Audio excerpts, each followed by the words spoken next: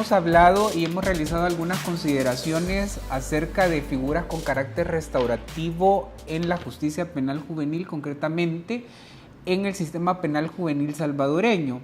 Es importante retomar, antes de hablar de los derechos de las víctimas y la intervención en los procesos restaurativos, es importante retomar esas figuras. Hablábamos del servicio a la comunidad del artículo 13 de la Ley Penal Juvenil, que se aplica como una medida en carácter definitivo.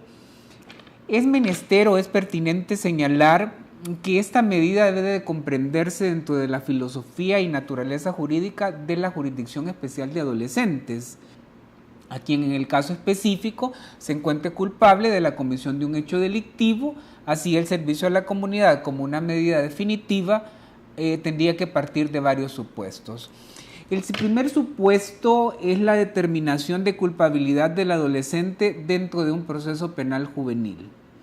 El segundo supuesto, que esta determinación de culpabilidad y la aplicación de un servicio comunitario tiene que ser en una resolución definitiva por el juez de menores respectivo. El tercer supuesto es que estas tareas son tareas de interés general sin remuneración alguna. Y el cuarto supuesto, el juez debe de tomar como premisa fundamental ese juicio de valor por el daño causado, su reparación, el interés de la víctima y ese carácter socioeducativo que en su comprensión más holística implica que el adolescente ha dimensionado el accionar de su conducta y las consecuencias que esto implica. Hablamos de la figura de la conciliación del artículo 59 de la Ley Penal Juvenil, que en su comprensión más básica la podemos entender como un acuerdo de voluntades entre las partes directamente involucradas dentro del conflicto, el adolescente, sus responsables y la víctima u ofendido. La conciliación, lo dijimos anteriormente, comprende dos tipos de obligaciones: obligaciones de carácter patrimonial y obligaciones de carácter no patrimonial. Debemos de recordar que dentro de un proceso de orientación restaurativa, el daño en muchos casos nunca llega a repararse de una forma integral, pero con una pretensión muy amplia busca la satisfacción de necesidades. Esta satisfacción de necesidades que implica el respeto hacia los derechos de las víctimas, es decir, a estas se les devuelve el conflicto, para que dentro de un marco de posibilidades se pueda reparar ese daño producido por el cometimiento de la infracción. De igual manera, en el caso de los adolescentes se da la posibilidad de escuchar y comprender de la víctima su sentir, cómo esa acción delictiva modificó su vida y el impacto que en esta causó. Y tercero, permite ese encuentro entre víctima y adolescente. También se habló de la remisión como figura con contenido restaurativo. Así se exige que tiene que ser para delitos cuyo mínimo inferior sea menor de 3 años, el grado de responsabilidad, el daño causado y la reparación de este. La reflexión principal con relación a la figura de la remisión sería el referido al aspecto o al presupuesto del daño causado y su reparación. Esto porque corresponde únicamente a la persona que directa o indirectamente ha sufrido el daño el manifestar esa circunstancia, aspecto que evidencia el protagonismo que la víctima tiene en la aplicación de esta figura. De igual manera, nos hemos referido a la renuncia de la acción del artículo 70 de la Ley Penal Juvenil, y es una facultad que tiene la Fiscalía General de la República de renunciar a promover la acción cuando se trate de hechos tipificados en la legislación penal como faltas o delitos sancionados con pena de prisión cuyo mínimo no exceda de 3 años. Tendrá en cuenta las circunstancias del hecho, las causas que lo motivaron y la reparación del daño. De igual manera, esta es una figura que remarca la reparación del daño y reitera la participación directa de la víctima, pero de igual manera las causas que motivaron al adolescente a la comisión del hecho delictivo. En todas las figuras mencionadas anteriormente, se reinsiste en la participación comunitaria y se realiza con el apoyo de los equipos multidisciplinarios de los juzgados respectivos, a excepción de la renuncia de la acción, que corresponde únicamente a la Fiscalía General de la República. nos hemos referido de una manera muy clara a las figuras que la jurisdicción penal juvenil, concretamente en el caso de El Salvador, comprende alguna orientación restaurativa. ¿Qué podemos comprender o qué podemos evidenciar de estas figuras con carácter restaurativo? Lo principal y lo necesario evidenciar es la participación activa de la víctima, pero ¿cómo entra la víctima a los procesos de justicia restaurativa? Para realizar este análisis habría que partir de relacionar el corpus juris en cuanto a derechos de víctimas. Quiero partir haciendo la reflexión del artículo 2 de la Convención Americana sobre Derechos Humanos, que refiere la idea del acceso a la justicia, es decir, que los estados partes se comprometen a adoptar, con arreglo a sus procedimientos constitucionales y a las disposiciones de esta convención, las medidas legislativas o de otro carácter que fueren necesarios para hacer efectivos tales derechos y libertades. Cobra vital importancia en cuanto a la situación de personas que se han visto dañadas por la comisión de un hecho delictivo y en los cuales los estados también tienen la obligación de adoptar medidas formales y aspectos fácticos que permitan el acceso a la justicia y, en el caso específico de víctimas de delitos, como lo mencionaba, la satisfacción de intereses.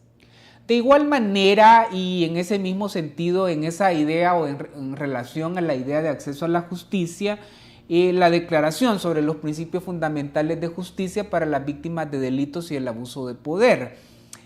Se habla y la declaración también refiere esa idea de acceso a la justicia y trato justo. Pero también lo importante y lo medular de la declaración es cuando refiere que cuando sea necesario se establecerán mecanismos judiciales y administrativos que permitan a las víctimas obtener reparación mediante procedimientos oficiales u oficiosos que sean expeditos, justos, poco costosos y accesibles. Se informará a las víctimas de sus derechos para obtener reparación mediante esos mecanismos. La adecuación de procedimientos judiciales a las necesidades de las víctimas y establecer alguna forma de acceso a la justicia a través de mecanismos de prácticas consuetudinarias o autóctonas a fin de facilitar la conciliación y la reparación en favor de estas. También la declaración habla de esa idea de resarcimiento. Los delincuentes o los terceros, dice la declaración, responsables de su conducta resarcirán equitativamente cuando proceda a las víctimas, sus familiares o a las personas a su cargo. Ese resarcimiento comprenderá la devolución de los bienes o el pago por los daños o pérdidas sufridos. De igual manera, la Carta Iberoamericana de los Derechos de la Víctima refiere el derecho a acceso a la justicia. El derecho a acceso a la justicia ya lo hemos venido trabajando anteriormente y voy a referirme concretamente al establecimiento que refiere la Carta.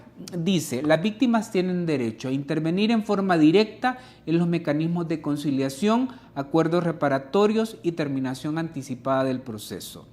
El sistema de administración de justicia debe garantizar el derecho de la víctima de intervenir en forma real y efectiva en los procesos de conciliación, acuerdos reparatorios, terminación anticipada del proceso y alternativas de justicia restaurativa mediante mecanismos que respeten sus derechos en forma equilibrada, procurando que los intereses de las víctimas sean adecuadamente atendidos. Referirme de igual manera y en relación a los instrumentos que venimos trabajando, a las 100 reglas de Brasilia.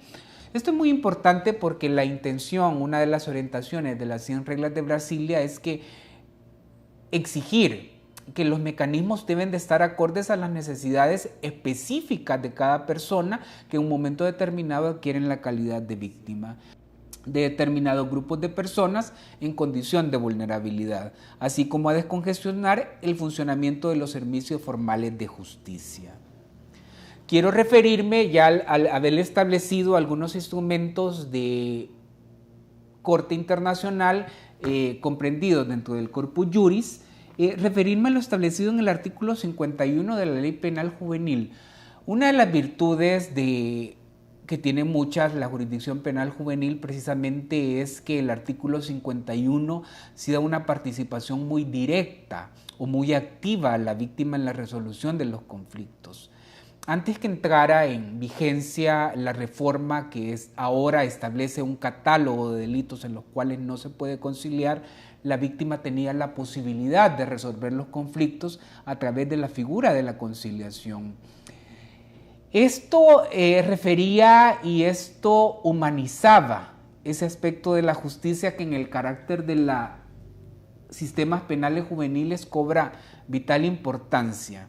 Cobra vital importancia porque lo hemos venido hablando ya con antelación, esa idea de reinserción, esa idea de participación comunitaria, ese carácter socioeducativo, que es la comprensión del adolescente del daño que causó, y ese encuentro en un momento determinado con la víctima facilitaba la resolución de los conflictos. Esa participación directa y activa de la víctima en la resolución de conflictos dentro del ámbito del derecho penal juvenil marca esa tendencia realmente a la humanización de la justicia.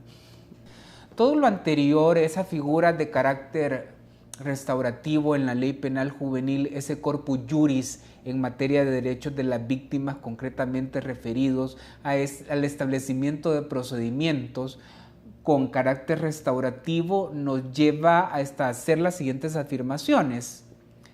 La desjudicialización penal juvenil obedece a los principios de intervención mínima, racionalidad, proporcionalidad, flexibilidad y diversificación de la reacción penal. Esta desjudicialización en el ámbito de la justicia penal juvenil coincide en mayor grado con los fines de la justicia restaurativa, así como ejemplo esa afectación social, moral, psicológica que significa el proceso penal, no solamente aplica al adolescente, a quien se le acuse de la comisión de un hecho delictivo, sino también a la víctima. De igual manera, esa reducción de costos del aparato judicial y administrativo para todos los intervinientes y reduce la discriminación que implica o que produce el sistema de justicia penal. Los procesos de justicia restaurativa, a diferencia de la justicia retributiva, garantizan una participación directa de la víctima en la resolución de los conflictos. Se garantiza a la víctima el acceso a la justicia en condiciones de dignidad y satisfacción de intereses. Como conclusión, la ley penal juvenil, dentro de sus figuras con contenido restaurativo, ilustran el rostro de la víctima, que permite el involucramiento comunitario y se concibe el sistema de justicia penal juvenil con una intervención multidisciplinar.